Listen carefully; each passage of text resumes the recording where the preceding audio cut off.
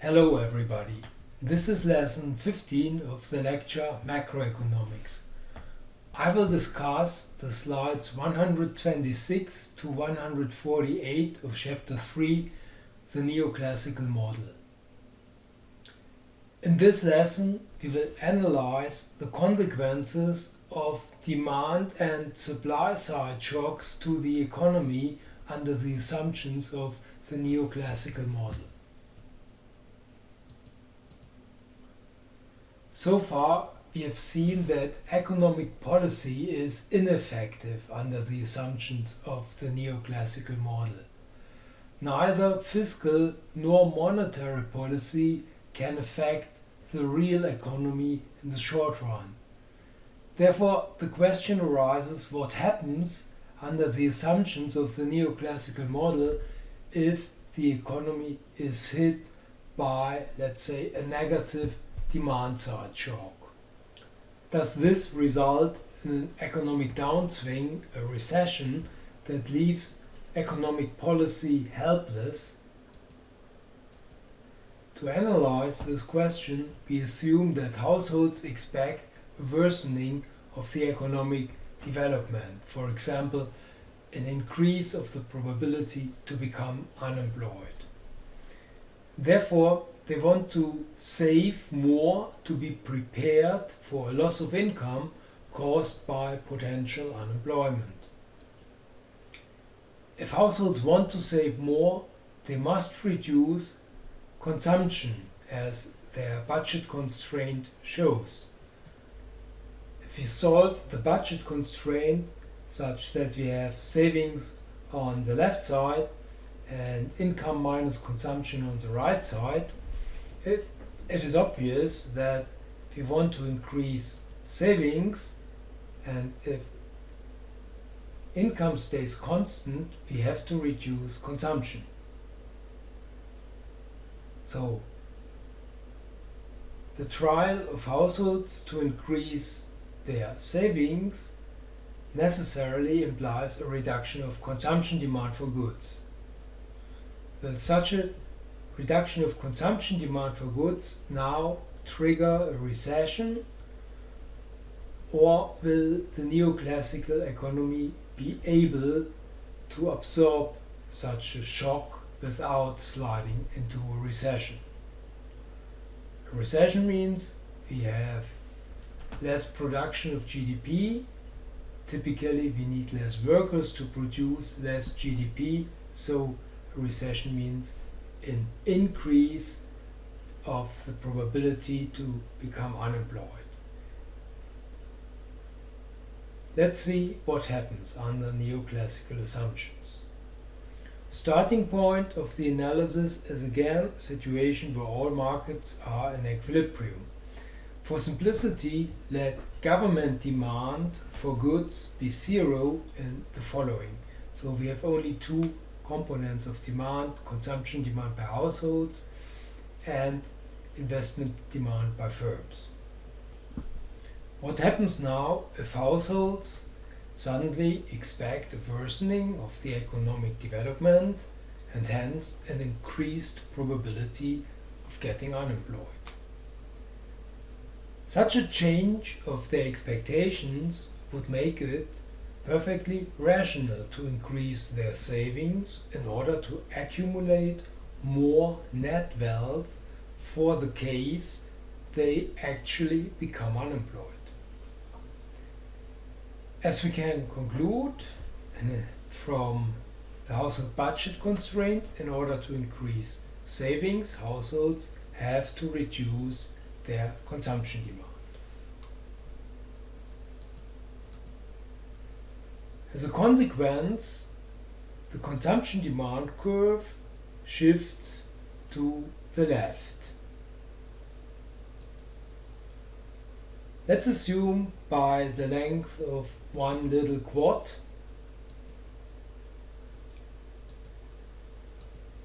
so given the old interest rate, we would have a reduction of consumption by the length of one little quad. Correspondingly, we have now to shift the total demand curve, since one component of total demand curve is consumption. So we have to shift the total demand curve also by the length of one little quad to the left. This is our new total demand curve with the new consumption demand. Would this result now in excess supply, since supply has not changed but demand has fallen by the length of one little quad? The answer of the neoclassical model is no, because we have to take care for the fact that this reduction in consumption increases savings. As a result, we must also shift the savings supply curve, and in this case to the right, since we have more savings. So we shift now the savings supply curve or the credit supply curve by the length of one little quad to the right, and we find now that this leads to a lower interest rate, since the intersection point between supply and demand lies now on a lower level, at this point here. So this causes a decrease of the interest rate from I1 to I2. This leads to an increase of investment demand. Additionally, since the interest rate falls now, we have a little bit more consumption demand. We add both increases up, increase of investment demand, about the length of half a little quad, increase of consumption demand, also about the length of half a little quad. So this adds up together to the length of one little quad. And this means that the reduction of the interest rate takes care that total demand by the end of the adjustment process stays unchanged. So we have no excess supply. The reduction of the interest rate causes an increase of investment demand that compensates total demand for the somewhat lower consumption demand. Consequently, at the end of this adjustment process, no demand gap or no excess supply appears. The economy is again in a general market equilibrium. The final reduction in consumption demand equals the length of half a little quad, and this is filled up by a higher level of investment demand equal to the length of half a little quad. The economic situation as a whole does not change. Despite of the demand side shock, the economy stays in a full employment general market equilibrium. This will not be the case under the assumptions of the Keynesian model. There, a reduction of consumption demand causes a recession. There we have a kind of self-fulfilling prophecy. If households expect a recession does follow. But here under neoclassical assumptions, this is not the case. So let's sum up this analysis. If the economy is hit by a negative demand side shock in form of a sudden reduction in the consumption demand of households, this does not result in excess supply on the market for goods. The reduction of household consumption leads automatically to more savings, which cause a lower interest rate and hence an increase of investment demand. This increase in investment demand keeps total demand constant, such that no excess demand results. This is what happens within one production period. However, there's an important change if we look a little bit further into the future. In the long run, an important circumstance has changed. Since investment grows, the capital stock growth now increases. We know this already from the accumulation equation of the capital stock that we have used in chapter 2 when we analyzed the long run development of economies in the Solo-Swan growth model. So we know that if investment gets larger, the capital stock growth will also become larger. All these adjustments take place within one production period. However, our result has also consequences for the following production period. We know from the accumulation equation of the capital stock, which we have derived in chapter 2 when we analyzed the long run development of economies, that the capital stock of the following period depends on the capital stock of this period plus gross investment in this period minus capital depreciation. Now, if we have more investment because of the lower interest rate caused by higher savings, this means that in the following period the capital stock will be higher as without the change of household expectations. So we have a higher capital stock in the following period, and we know from the production function of GDP that as a result GDP growth will now increase. If we take the production function of GDP and insert the higher capital stock, we know that this results in a higher GDP as without this increase of investment. So what happens is actually the opposite of what households have expected. Households have expected a worsening of the economic development, and they act in a way that causes finally an improvement of the economic development. We have a larger growth of GDP as a result.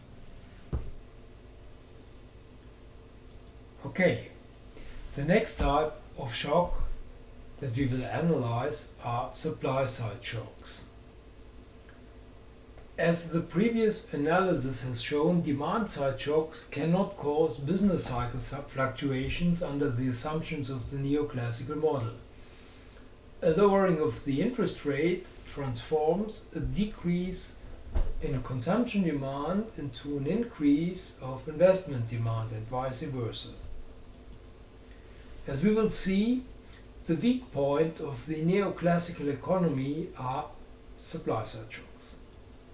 Supply side shocks are typically caused by a sudden change in the supply of production factors. We have already analyzed in section 3.1 the consequences of changes in the supply of production factors like population growth or an increase in the capital stock.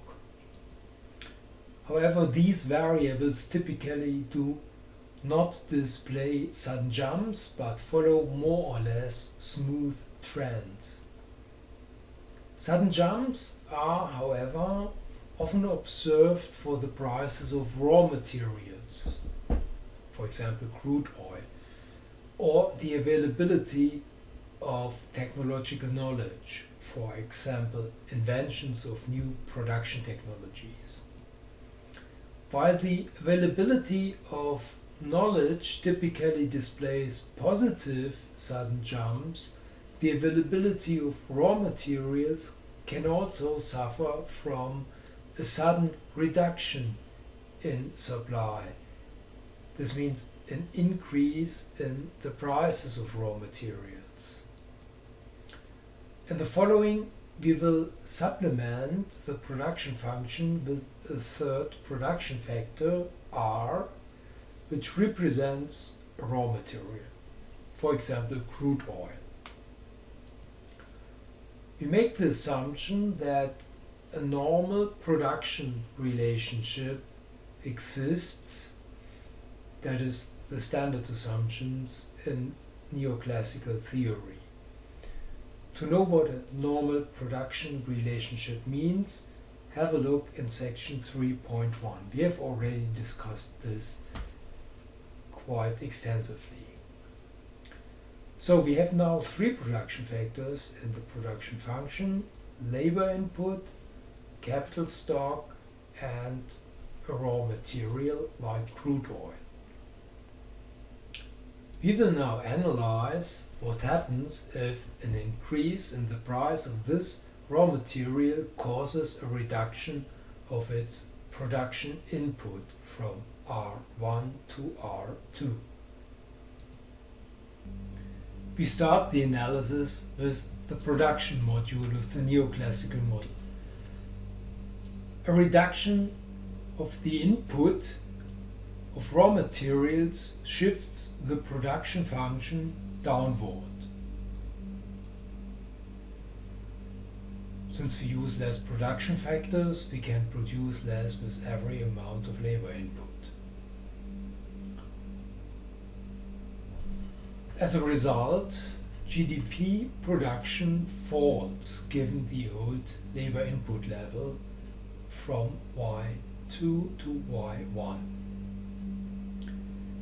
However, given a normal production relationship, the complementarity effect of a reduction of the input of raw materials will also cause a reduction of labor productivity.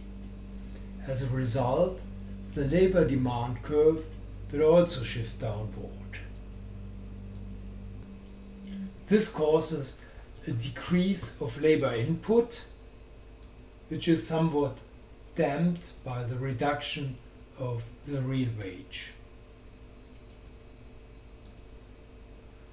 Given this lower labor input, the production level will fall once again. This is what we have called the secondary effect. As in section 3.1, we can subdivide the whole effect of a change in the supply of a production factor in a primary effect and a secondary effect.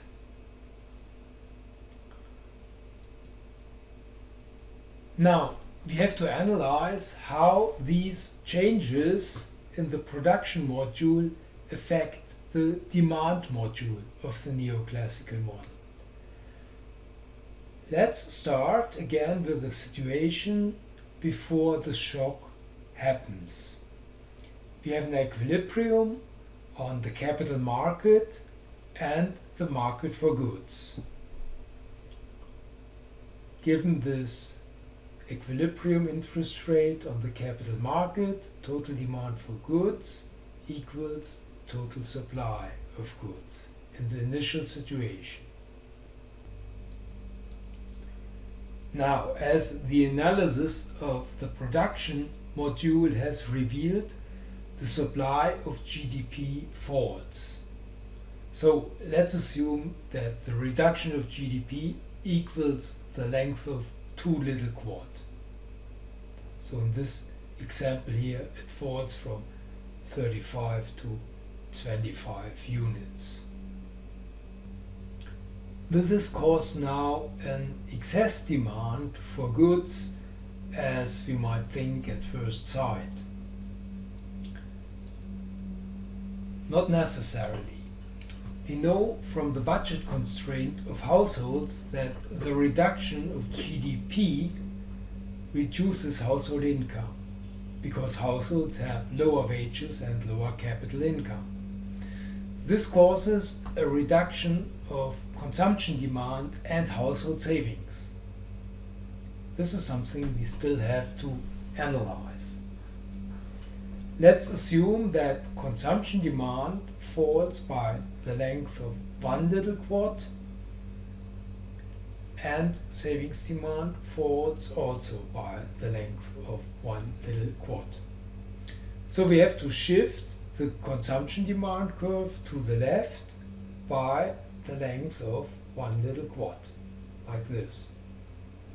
And therefore, of course, also the total demand curve for goods shifts to the left by the length of one little quad. Okay, next we have to shift the savings supply curve. Since we have assumed that the reduction in household income reduces household savings also by the length of one little quad. So we have to shift now the total credit supply curve to the left by the length of one little quad. Okay. Since we've made the neoclassical assumption that all production factors have a normal production relationship, a reduction in the input of raw materials and labor causes a lower productivity of the capital stock, such that the investment credit demand falls. This was the investment credit demand function before the reduction of raw materials took place. Now we have to adjust this function for the reduction of raw materials. So this total credit demand curve will now also shift to the left because of this productivity effect. Let's assume that this function shifts to the left also by the length of one little quad for simplicity only. If you make this assumption, then we have a reduction of credit supply and credit demand by the length of one little quad, and therefore the interest rate stays on the same level. So this makes our analysis somewhat easier. Since investment demand of firms is also part of the total demand for goods curve, it appears here, we have now also to adjust the total demand for goods curve to the lower investment demand. That means we have to shift this curve additionally to the left by the length of one little quad. Let's do this. The length of one little quad. Now we shift the curve to the left. At the end of this somewhat complicated adjustment process, the demand has now fallen to the lower level of supply. As a result, excess demand, which could cause inflation, will not emerge. This is, in last instance, a consequence of Say's theorem, which implies that supply creates always the corresponding demand. So let's sum up the results of this analysis. The analysis has shown that supply-side shocks can cause business cycle fluctuations under the assumptions of the neoclassical model. A higher price for an input factor causes a reduction in the quantity of this input factor. As a consequence, total production falls.